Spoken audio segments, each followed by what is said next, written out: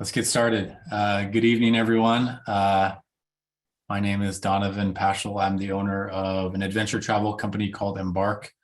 Tonight, we're going to be speaking about Everest Base Camp 101. These are high-level conversations of what you can expect on a trek to Everest Base Camp. I am going to be doing like a Secrets of Everest Base Camp probably in a month from now, but this is an intro to trekking in the Everest region. That was my email, and so you can reach out to me if you have any questions. I'm going to speak for 20 or 30 minutes tonight, and then we can answer some questions at the end. I'll send out the video link tomorrow. But anyway, I have a background in planning adventures into the Everest region. The Khumbu, I was just there in April with a series of groups. I'll be back there next year. We have some groups leaving next month. And so tonight we're going to talk about everything you need to know about trekking to Everest Base Camp. I always like to start with a few pictures. This is what it looks like trekking to Everest Base Camp. This is obviously further up on the route itself, but this is kind of what some of the visuals of what you can expect as you're making your way up to the base of the highest mountain in the world. So my background to get started, organizing treks in Nepal for about 15 years. I think that's closer to 20. Organized, 100 or so people per year. We have a very high success rate, and that is because we take 2 days of acclimatizing on the way up, which a lot of people don't. And so this is the key thing. Tonight's discussion is about trekking to Everest Base Camp. This is not about climbing Mount Everest. These are two very, very different things. So this is about the hike to get to the starting point. This is a popular trekkers hike that we like to do. And so we're going to be talking about that trek tonight, just to be really, really clear. You can submit questions into the chats or the Q&A, and I will attempt to address those at the end of the conversation tonight. Okay, this is that important slide. This is why you joined tonight. You probably want to know how much time you need off of work or how long you're going to be gone. This is generally the smartest way to do it. You're going to be 17 days, if you're looking at the bottom, 17 days in the country, 16 nights, more or less. You can do a day more here, not really much less. You arrive in Kathmandu for 2 days. You're going to spend 8 days getting up to the top of Everest Base Camp with two of those being rest days, 4 days coming back down, and then 1 day, 2 days back in Kathmandu. Your high point on this trip at Everest Base Camp is 17,600, right in there. The highest point is Kalapatar. That's over 18,500 feet. You're going to see some pictures of that tonight. The flight up to the trek starting point is at 9,300 feet in the town of Lukla, and I have some pictures from that tonight as well. So this is what you need to know. If you're thinking about work, if you're thinking about how much time you need to get off, you basically need about 3 weeks off of work. It's a lot. It takes 2 days to get to Nepal. It takes pretty much 2 days to get back. There's day and a half or whatnot. But again, you're going to need that's out of the country too. So when you factor the days flying as well, you're closer to 20, 21 days. All right, so let's think about once we get to Kathmandu. I'm not going to go over what is in Kathmandu. Kathmandu is a fun city to start in, but we're going to start on the flight going up. So when you take a flight and when you get to Everest Base Camp, you're going to fly up to the starting point of the trek to the town of Lukla. This is what the planes look like. This is a group that was with us in April of this year, a mixture of people from across the United States. As you can see, it's a very, very small plane. We put cotton in our ears. It's not pressurized, and we take a short flight up to the start of the trek, which is in the town called Lukla. This is Lukla. So this is where you land. You can see at the end of that runway, this is where you land to start your Everest trek. There's a wall right here. This is where you are to end your Everest trek. So you fly down that and you fly off. So the starting point for everything in the Everest region is this village right here, Lukla. To start the trek, you basically start walking through this, touristy city, town. One thing about the Khumbu region and about this area specifically is there's generally not roads in this area. So people either walk here, which takes a while, or fly here, right? So This is the beginning of the trek. This is, where you can pick up some last minute supplies. As you can see, there's 2 porters in the front, which we're going to examine porters here a little bit later on this trip. So let's start with some of the key questions. When is the trekking season? Okay, so trekking season in the Himalayas is usually about 4 to 5 months out of the year. It's generally a March through our April, and it's a mid-September to December. Those are kind of the core seasons. If you think about climbing Mount Everest, most people do that in April. More climbers that come in April, and then a lot of the trekkers like an October timeframe. So those are generally the times when the weather is best for trekking in this region. So what's the climb like? What's the trek like? Well, most of the time you stay in villages each night. So this is not a camping based adventure. Most of the people up there and how they do it, these are fully supported trips. So you wake up in the day and you hike, and gear and stuff is moved from village 1 to village 2 to village 3 to village 4, all the way up. So porters carry the gear, you only carry a day pack. On average, 1,000 to 2,000 feet of elevation gain, 6-7 hours of hiking each day at elevation. So remember, you're going to be starting a little over 9,000 feet.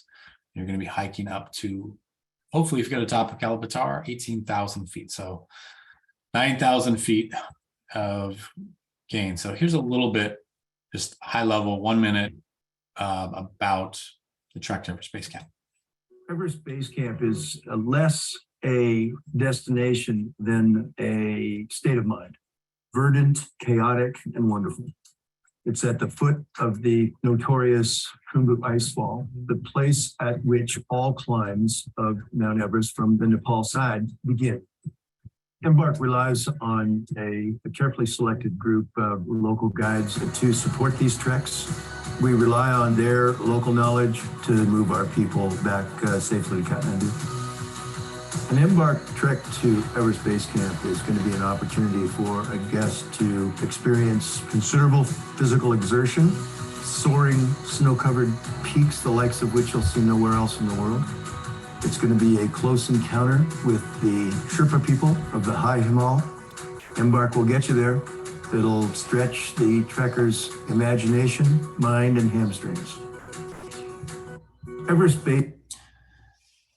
Stretch the imagination, mind, and your hamstrings. So that was Jim, one of our guides. And again, that's true. You're going to hike a lot on this trek. And so you have to take that into consideration, how physically fit you are. Plus there's the rest of just being in Nepal. So how hard is it? I get this question a lot. Well, how hard is it? What can we expect? Well, the trek itself is 38 miles in each direction, more or less. There's lots of variable trails that go in different directions, but generally you're close to 40 miles in each direction. When you take into factor that you're going to do some acclimatization hikes while you're at a full rest day, you sometimes hike close to 100 miles. So for example, had a group come back in April, they used their Gaia on the trip. They did some acclimatization hikes in there and things, and they got close to 100 miles. So make sure you ask yourself, when's the last time you've hiked 100 miles? If you look in the back left there, you're going to see that lenticular. That's the cover. That's a cloud going around Mount Everest from close to, I guess we could call this part of Everest Base Camp. So you must train to be in great physical shape on these adventures. So not easy by any means. Probably one of the harder treks you may have done. Okay, so is it technical? So the answer is no. There's nothing technical about hiking to Everest Base Camp. You're going to be hiking on trails. It's going to be cold. You're going to go across suspension bridges and things like this, but there's no true technical piece to trekking to Everest Base Camp.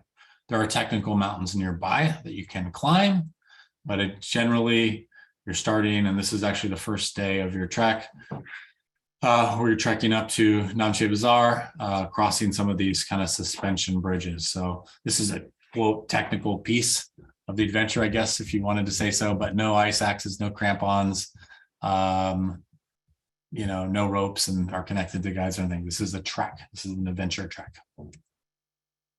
So looking at the map here, that's why I have this laser pointer on. I just want to go through this. So generally, again, we start in Kathmandu and we fly up to the town of Lukla. That was that picture that you saw at the beginning. Now we're going to start this trek. We're going to go, if you notice, we're actually going to go down in elevation to Phak Ding, right? So this is the first day you kind of land and start hiking to here. Okay. If for some reason your flight is delayed in Kathmandu and we have to take a helicopter up here, we land in Phak Ding. Okay.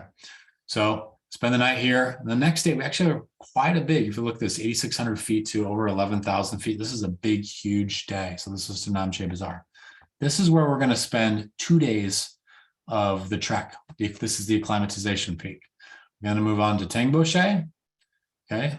We're then going to move on to actually Fariche and Dingboche. There's two villages kind of right next to each other, right? We're not looking at Pengboche. Then we're going to go to Loboche.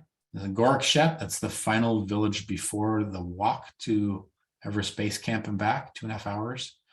Then there's the hike up to Kalapatar, right?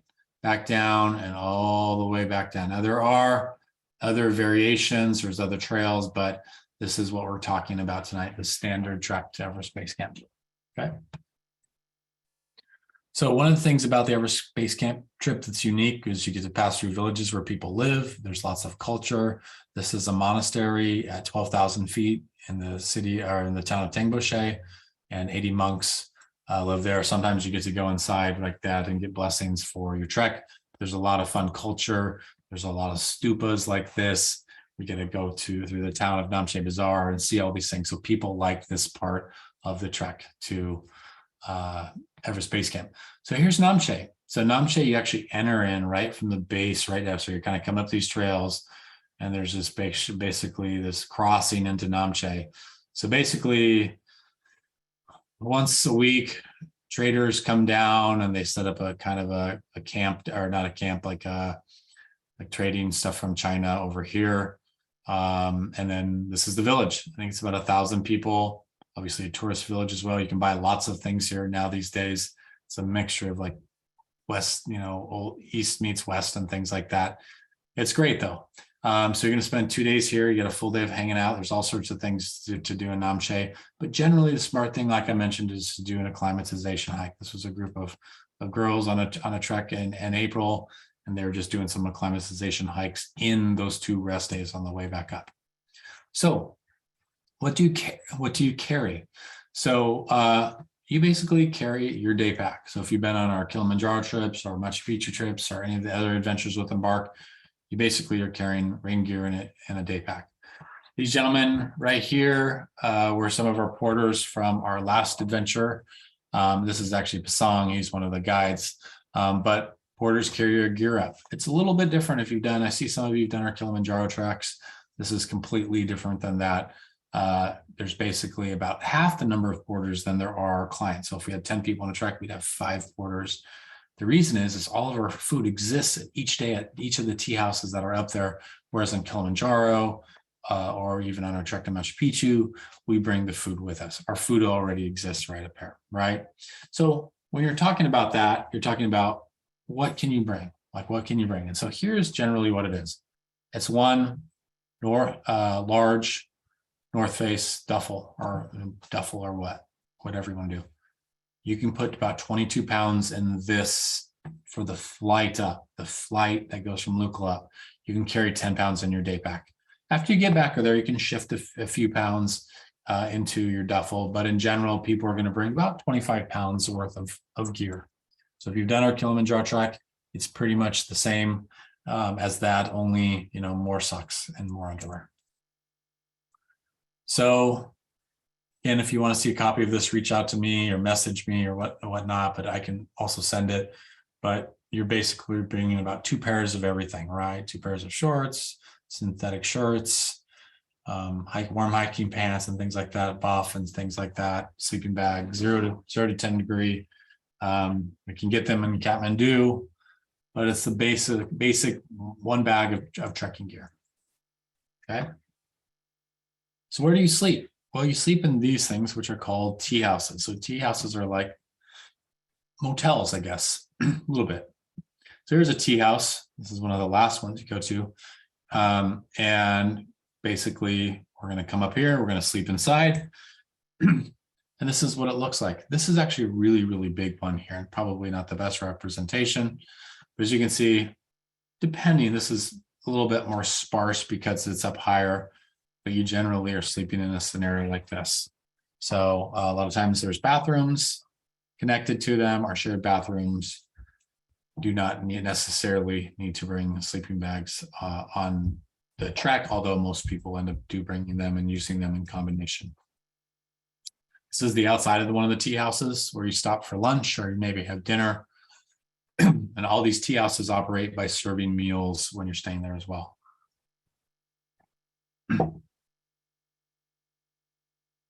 Inside the tea house. So here's a smaller, older one, but everyone's kind of sitting around.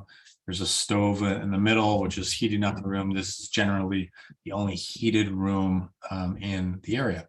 Usually it's run by a family, kids, grandparents, mom and pop, all kind of staying there, and they're cooking your meals as you get up in the morning and you're arriving and departing for your adventures. And there's tea houses that dot the entire landscape going up here. I put this in because people are asking me, well, what the food is like. So generally on the treks, the food is included, but you can kind of get an idea if you look through here, lots of noodles and soups and curries. That's generally what you're going to say. Some strange things, you can see the yak steak, which I wouldn't recommend at the beginning of your trip. Some sandwiches and potatoes and spring rolls and noodles and things like that. But this is what you're going to expect pretty much every day on your entire adventure in the area. And there's some pizzas down there and things like that. You can expect this at most tea houses. And again, one of the things you need to think about when you're on these treks is your food included and is your water included. With Embark trips, they are, and those things can add up over time. So what happens in case of emergency? Well, there are flights going up and down the valley up to Everest Base Camp and down all the time. And you can take an emergency flight if you had to get down. This is not like Kilimanjaro where you can get down in a day. This takes days and days to get down. So when people do have a medical emergency, they usually fly down to Lukla if they're feeling okay, they just want to be done and they have light altitude sickness.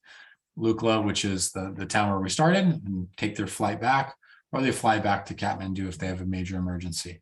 So what's the cost of a flight? Well, it just depends. It's all based, it's kind of like Uber when there's surge pricing. There's not a lot of people, not a lot of issues. Price is more reasonable. If there's a lot of people, a lot of issue, price goes up. So generally, I would say flights, emergency flight in the Everest region, anywhere from $2,500 up to $5,000 for a helicopter, right? And that generally seats 4 people inside the helicopter. So keep that in mind. If you do trek in the Everest region, make sure you get an insurance policy and make sure you read the fine details of the insurance policy, because a lot of those insurance companies have their own partnerships with helicopter companies, and that you can't just take any helicopter that you want to take. Very, very, very important. It's one of the best pieces of advice I'm going to give you tonight. Let's look at what it looks like walking up there in some of the higher parts of the trek.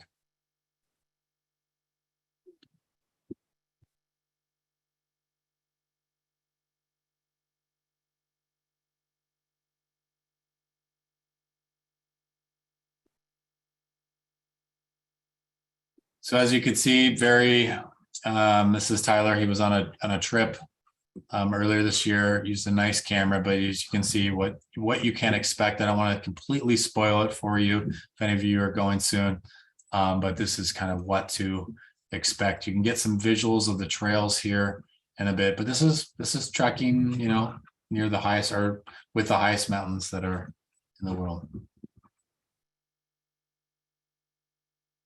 How much does the trip cost?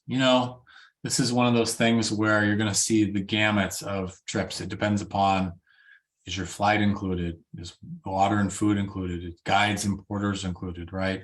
What type of tea houses are you going to stay in?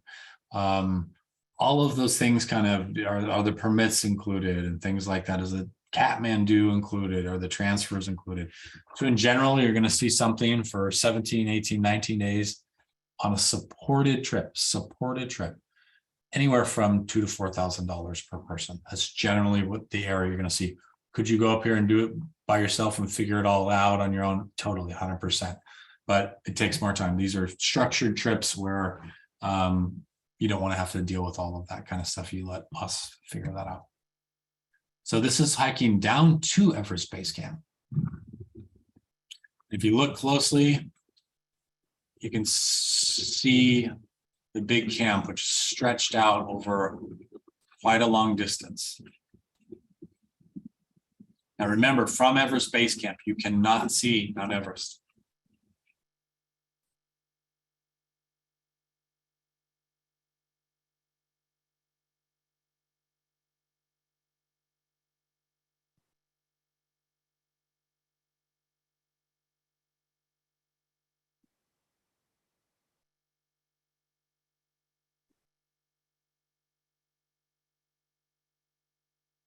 Please reminder to keep submitting questions or submit any questions in the Q&A, or if you have any tonight.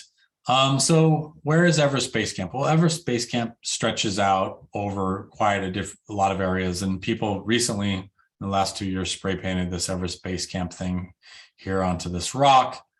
Everest Base Camp is all over there. As you can see, the Khumbu ice fall, it kind of goes up to Base Camp 1 behind these guys. So this is general, but most people want to see Mount Everest. So you have to go back to the village where you started from, which was Gorkshep. And the next morning you wake up and you hike up to Kalapatar. And we're going to look at some of those pictures. But again, I think I showed this picture already. There's a lenticular back there with Everest behind it. So this is actually Everest Base Camp. And again, look at this, stretching out over a mile, all different kinds of setup. You're only going to generally see this in April. So April is the climbing season where people are going up there. So a lot of times you're not going to see anything. And a lot of times people don't want to sleep up here. So if you're on a tea house trek, you're not going to trek to the tea house and then come up here and camp for the night. People have requested it, that you're either on an all camping trip going up or you're on a tea house trek. So this is about 2.5 hours away from the last village. So remember, you have to walk 2.5 hours there, 2.5 hours back.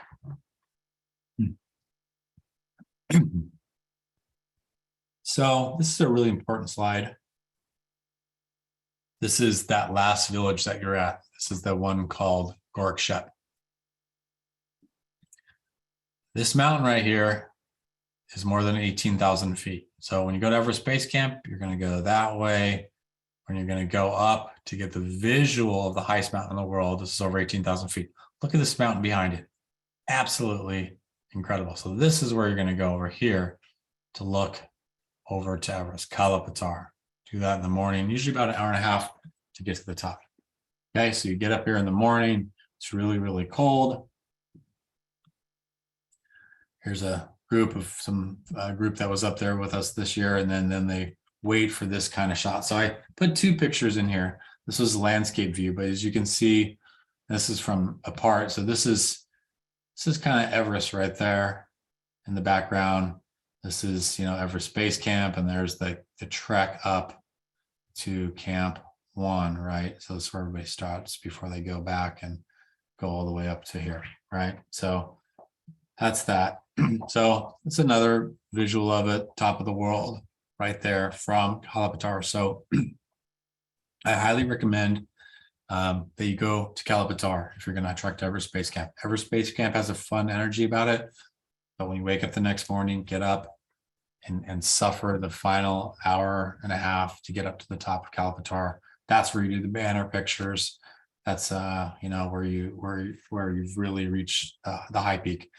I want to show you a sweet, just 30-second video of a woman who trekked there, and I want you to really listen closely to what she says in the video.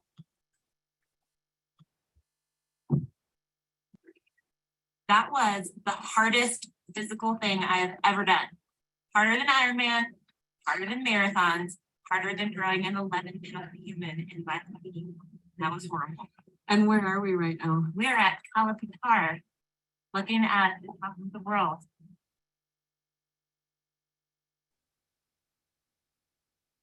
And there is Mount Everest in all the glory.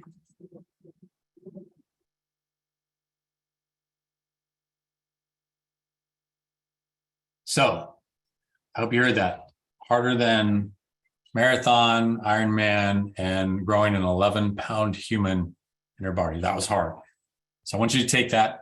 There's lots of debate with that on, is Kilimanjaro harder than Everest? And I think I see there's something in the chat about it, and I haven't read it in full, but think about it like this. Everest Base Camp is more than double the distance of Kilimanjaro, but Everest Base Camp, you sleep inside versus sleeping outside on Kilimanjaro. There's just a difference there. Everest Base Camp, you have 2 rest days going up. Kilimanjaro in general, on an 8-day Lemosha route, 7-day Machame, you have 2 rest days, right? Everest Base Camp. From EBC going down, it's still many peaks and many valleys. Kilimanjaro, it's straight down, right? So lots of people think differently. That's what I can offer you. I think Everest Base Camp just might be harder than the fact that you're not walking straight back down. You're going to spend 4 days coming back down, and it's up, down, up, down, up, down. So that's a piece that gets people, and then the distance, right? But some people think sleeping outside in Kilimanjaro drains you too, or the summit night in Kilimanjaro, 14 hours and something like that. That's a lot, right? So 16-week working plan. You can kind of look through this. If you want a copy, reach out. But again, cardio, mixing in some hikes in there. You can kind of see, this is pretty aggressive, but you can kind of see what you're shooting for in there. It would be the more you exercise and the more you prepare for this physically, the more you're going to enjoy it. I've seen people struggle up this and not enjoy it. So the more you kind of prep, the more you can really take in the beauty, the culture, the people of the area. So lots of cardio, hiking on the weekend, multi-day hiking. I have all 16 weeks of this if you'd like to see it. This is what it looks like when you're going back. So this is that final kind of piece.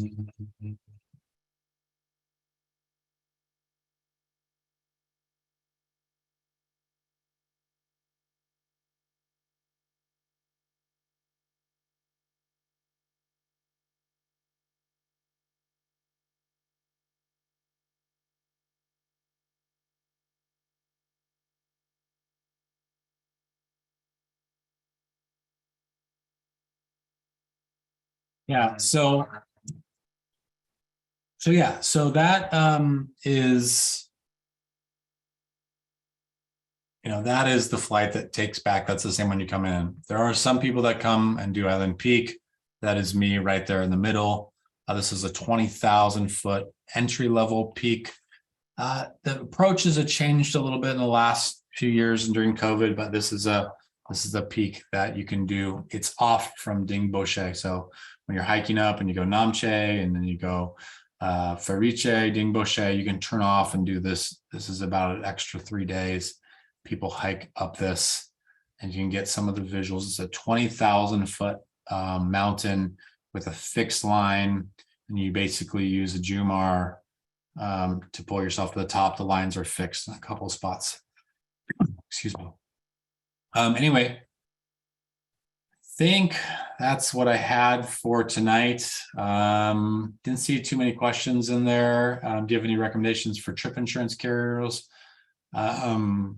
Usually like World Nomads is a pretty good one. Kimberly, what would you say the difference is with food? How would you say the actual trek compares to Kilimanjaro? I think I just answered that. Otherwise, so wait, there's a Q&A here. Fresh back from Kilimanjaro, thank you. When you say cold, how cold? Joe, it just depends upon the time of the year. It's cold. It can be colder in earlier March. Anyway, that's my presentation for tonight. Thanks, everyone. It was a pleasure chatting with you, and I hope you enjoyed it. Thanks.